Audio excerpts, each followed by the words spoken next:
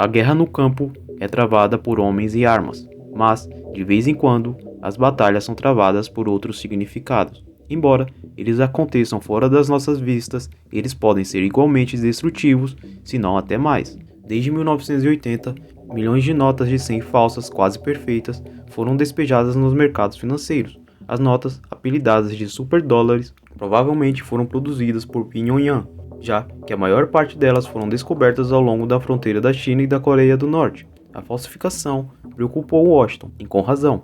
Em jogo estava a credibilidade do dólar dos Estados Unidos e, portanto, a segurança da economia. As ferramentas da guerra econômica podem derrubar governos, e nenhuma outra é tão tortuosa quanto a falsificação de moedas. Quem controla o suprimento de dinheiro de uma nação, controla a própria nação. Seja muito bem-vindo ao Caspian Report Brasil. Quem controla o suprimento de dinheiro de uma nação, controla a própria nação. A competição por recursos está no centro dos conflitos, mas a economia não apenas submerge os países na guerra, elas podem decidir o resultado. A moeda não é exceção, e impérios surgiram e caíram por causa disso. No século XVI, a Espanha ganhou o controle do suprimento global de prata, e se tornou a primeira superpotência do mundo, mas, por sua vez, a má administração da inflação que seguiu chocou o Império Espanhol em seu núcleo e anunciou sua queda. Se, manuseando de forma imprudente, uma moeda pode arruinar seu proprietário. A falsificação, portanto, é uma ferramenta antiga, testada pelo tempo, mas incomum na guerra econômica.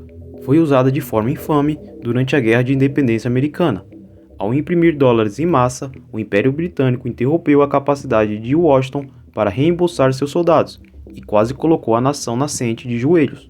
As guerras napoleônicas, a Segunda Guerra Mundial e a Primeira Guerra do Golfo viu países de todos os lados tentando desmoralizar e devastar seus inimigos propagando moedas falsas. Mas, para compreender todo o potencial destrutivo das falsificações, é preciso considerar a Guerra dos 7 Anos no século XVIII. Quando a Prússia foi lançada contra uma Rússia maior e mais rica, Frederico o Grande apresentou um plano engenhoso, uma vez que os prussianos compartilhavam a mesma moeda que na Polônia, Boêmia e Saxônia.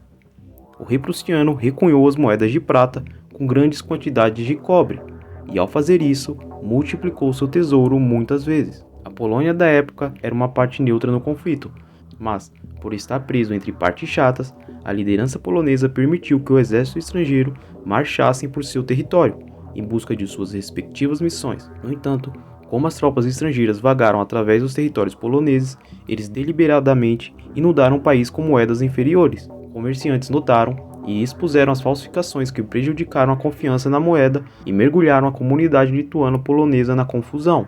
Enquanto isso, os prussianos haviam abandonado as moedas inferiores antes que a inflação as afetasse. Assim, sem disparar um único tiro, o poderoso Império Polonês caiu em uma crise irreparável. Essa instabilidade foi mais tarde usada para justificar a divisão da Polônia. Então, não só a falsificação forneceu ao rei prussiano os fundos para vencer a guerra contra a Rússia, como também trouxe a economia polonesa a uma paralisação e deu início a séculos de dominação estrangeira.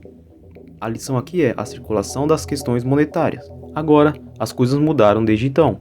O papel substituiu a prata e as células modernas têm recursos de segurança projetados para evitar a falsificação. De papel especial a tinta magnética de mudança de cor, marcas d'água e microfios metálicos, tudo para indicar a autenticidade. Falsificar cédulas modernas não é fácil.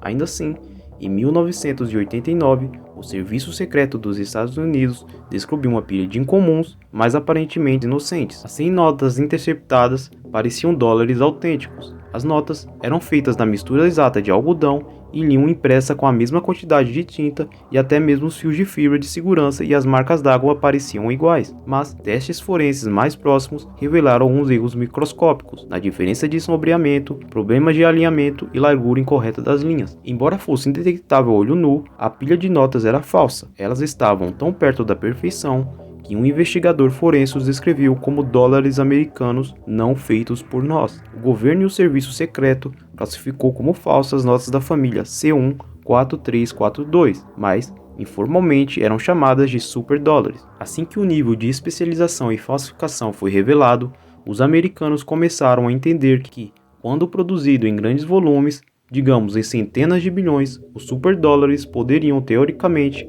degradar o valor do dólar americano nos mercados globais. As apostas eram altas. Em risco estava a credibilidade do dólar americano e, por extensão, a segurança da economia americana. Como moeda global indiscutível no mundo, o dólar americano é usado com fervor em negócios internacionais, incluindo a venda e compra de recursos estratégicos. Devido a isso, como o status de moeda de troca universal, cerca de 60% de todas as reservas financeiras nacionais são mantidas em dólares americanos, mas especificamente em títulos de tesouro dos Estados Unidos. Por causa da alta demanda por sua moeda, Washington pode adquirir empréstimos a preços consistentemente baixos.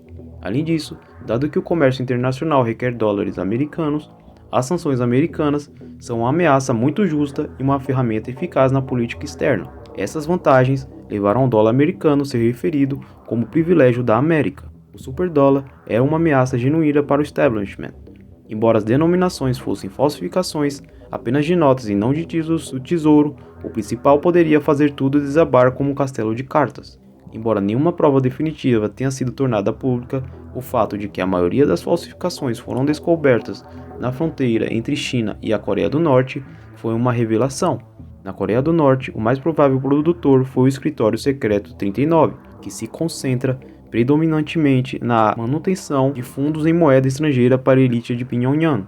Analistas da Coreia do Sul afirmam que entre 1994 e 2005, mais de 1/4 bilhões de superdólares entraram em circulação global. É uma soma significativa, mas somente uma gota no balde dos 1,5 trilhões de dólares em circulação.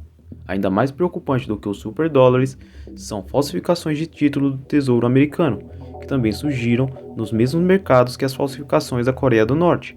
Em 1999, oficiais filipinos apreenderam mais de 110 milhões de dólares em títulos de tesouro americano falsificados. As denominações variaram de dezenas de milhares de dólares a títulos de 500 milhões de dólares. 2 anos depois, no mesmo mercado, foram apreendidos mais de 2 trilhões de dólares em títulos falsificados. O maior confisco, no entanto, ocorreu na Itália. O que começou com uma investigação em um sindicato criminoso regional no sul da Itália, rapidamente se transformou em uma investigação prolongada em vários países. Por acaso, em um armazém na Suíça, a polícia americana, italiana e suíça descobriram falsos títulos do Tesouro americano avaliados em 6 trilhões de dólares. A fonte dos laços se originaram em Hong Kong, um lugar onde os norte-coreanos faziam muitos negócios. O sindicato italiano tentou vender os títulos nos mercados globais. A gangue não estava nem perto de selar o negócio, provavelmente porque as denominações de fronteiras estrangeiras não existiam. Agora, enquanto o Escritório 39 da Coreia do Norte e o Sindicato do Crime Italiano falta a capacidade de produzir centenas de bilhões de cédulas americanas falsas e títulos do Tesouro americano, suas tentativas mostram que, com o know-how certo, tecnologia e vontade política, o dólar americano pode ser facilmente sequestrado, pelo menos em teoria. Cada dólar falso produzido contribui para os bolsos de adversários, ao mesmo tempo que minam diretamente o valor do dólar americano. A análise de custo-benefício funciona contra os interesses de Washington. Suponha, um país hostil com uma grande capacidade industrial, digamos a China ou a Rússia, decidam se envolver na falsificação para reduzir a confiança na moeda dos Estados Unidos. Isso poderia significar um desastre para Washington. Na melhor das hipóteses, tal ataque desvalorizaria o dólar e enfraqueceria a economia americana. Na pior das hipóteses, a falsificação em escala industrial poderia destruir a confiança no dólar americano como meio de troca. Isso faria com que a demanda global pelo dólar nos Estados Unidos despencasse e desencadeasse uma corrida para trocar títulos do governo americano por dinheiro. O Tesouro americano seria então forçado a imprimir quantias excessivas de dinheiro. A hiperinflação ou incapacidade de obter empréstimos poderia, em teoria, levar à completa incapacitação do aparelho estatal. A moeda pode não ser mais feita de prata, mas sua capacidade de derrubar nações permanecem as mesmas. Existem, é claro, medidas para prevenir que as coisas fujam do controle, mas enquanto o impasse da Coreia do Norte caminha para o futuro, a falsificação como meio de guerra será algo a se observar, porque enquanto as economias exigirem confiança, atos de guerra prosperarão na semente. E esse foi o Casper Report Brasil. Se você, assim como eu, aprecia o conhecimento, dê like, comente e compartilhe, para que mais pessoas tenham acesso a esse vídeo. Um forte abraço e câmbio. desligo.